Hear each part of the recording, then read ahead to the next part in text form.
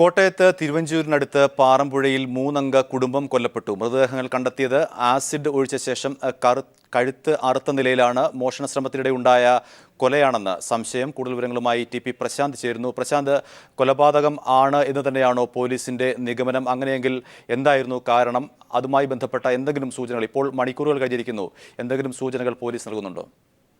കോട്ടയം പാറമ്പുഴയിലാണ് ഒരു കുടുംബത്തിലെ 3 അംഗങ്ങൾ കൊല്ലപ്പെട്ട നിലയിൽ കണ്ടെത്തിയത്. തുരുത്തുമേൽ ലാൽസൺ, പ്രസന്ന, പ്രവീൺ എന്നിവരാണ് കൊല്ലപ്പെട്ട നിലയിൽ കണ്ടെത്തിയത്. ഇവിടെ സംഭവ സ്ഥലത്ത് പോലീസ് എത്തിയിരുന്നു. പോലീസ് എത്തിയപ്പോൾ പ്രാഥമികമായിട്ടുള്ള നിഗമനം വെച്ചതൊരു കൊലപാതകമാണ് എന്നതിനാണ് തെളിഞ്ഞിരിക്കുന്നത്. ആ ഒരു തരത്തിലാണ് പോലീസിന്റെ അന്വേഷണം ഇപ്പോൾ മുന്നോട്ട് പോകുന്നത്.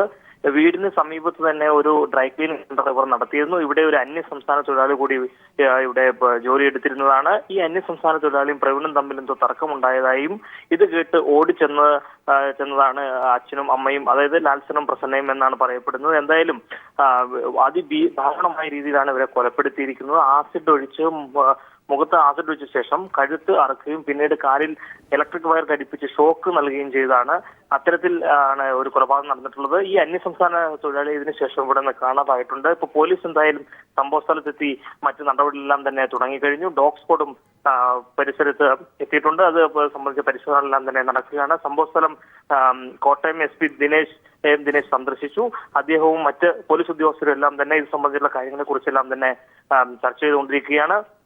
ഇപ്പോൾ പോലീസ് വിവിധ സ്ഥലങ്ങളിലേക്ക് തന്നെ അന്വേഷണം വ്യാപിപ്പിക്കുന്ന ഒരു തരത്തിലേക്ക് പോയിട്ടുണ്ട്. കാരണം അന്യസംസ്ഥാന തൊഴിലാളി ഇപ്പോൾ കാണാതായിട്ടുള്ള ഒരു സംഭവത്തിൽ പോലീസ്, അതായത് KSRTC ബസ് സ്റ്റാൻഡ്, അതുപോലെ തന്നെ റെയിൽവേ സ്റ്റേഷൻ തുടങ്ങിയ എല്ലാം തന്നെ കേന്ദ്രീകരിച്ച് വളരെയധികം തന്നെ സർവ്വസന്നാഹങ്ങൾ സജ്ജമാക്കി കഴിഞ്ഞിരിക്കുകയാണ്.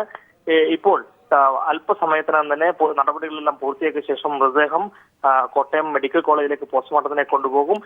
ഇത് 4 അംഗ കുടുംബമാണ്. ഇതിലെ ഏറ്റവും ഇളയ മകനായിട്ടുള്ള ബിബിൻ ഈ സംഭവം നടക്കുമ്പോൾ ഇവിടെ ഇല്ല. അദ്ദേഹം കോഴിക്കോട് പോയിരിക്കുകയായിരുന്നു. ഇപ്പോൾ സംഭവം അറിഞ്ഞത് ഇങ്ങോട്ടേക്ക് തിരിച്ചിട്ടുണ്ട് എന്നാണ് നമുക്ക് അറിയാൻ കഴിയുന്ന വിവരം.